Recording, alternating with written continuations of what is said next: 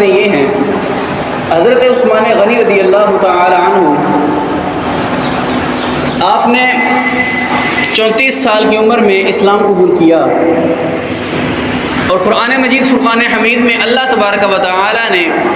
جو والسابقون الاولون کا اعزاز ارشاد فرمایا ہے، یعنی جو اسلام قبول کرنے میں سبقت لے جانے والے ہیں، جو پہلے اسلام قبول کرنے والے لوگ ہیں،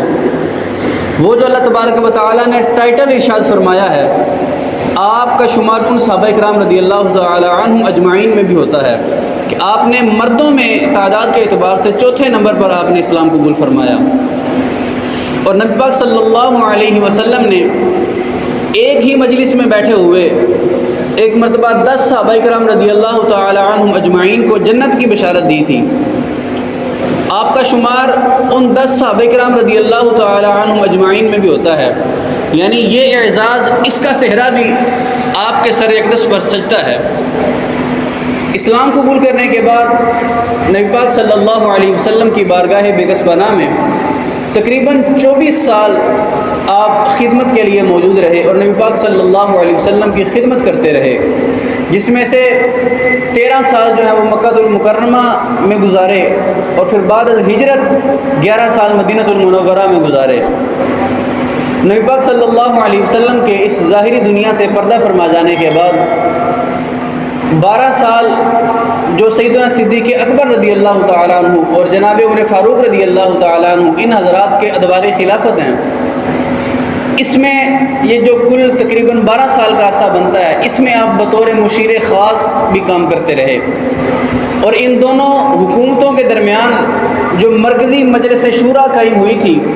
اس میں مرکزی رکن جو تھے، یعنی جس کو ہم اپنے لفظوں میں چیئرمین کہہ سکتے ہیں، وہ بھی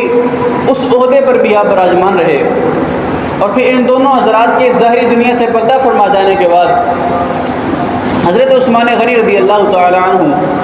آپ خود جو ہیں وہ 12 سال امیر المؤمنین خلیفۃ المسلمین مقرر رہے، یعنی اس حساب سے ہم حضرت عثمان غنی رضی اللہ تعالی عنہ کی زندگی مبارک کو 4 حصوں میں تقسیم کر سکتے ہیں، 4 حصوں میں بیان کر سکتے ہیں کہ ایک آپ کی زندگی کا 34 سال کا وہ حصہ جو اسلام قبول کرنے سے پہلے گزر گیا،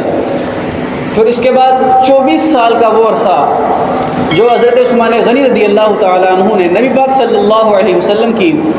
بارگاہ میں بطور خدمت، بطور نوکری جو ہے وہ صرف کیا۔ اس کے بعد 12 سال کا جو عرصہ ہے وہ آپ نے حضرت سیدنا صدیق اکبر رضی اللہ تعالیٰ عنہ اور حضرت سیدنا عمر فاروق رضی اللہ تعالیٰ عنہ آپ کے ادوار خلافت میں بطور مشیر خاص رہے، اور پھر 12 سال کا عرصہ آپ بطور امیر المؤمنین مسلمانوں کے رہے،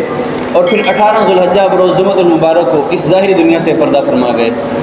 ہمارے اس چینل کو سبسکرائب بھی کریں، اس کے ساتھ ساتھ بیل آئیکن کو ضرور دبائیں تاکہ ہر آنے والی ویڈیو کا نوٹیفیکیشن آپ کو تک پہنچ سکے۔ اس کے علاوہ ویڈیو کو لائک بھی کریں اور کمنٹ بھی کریں اس پر۔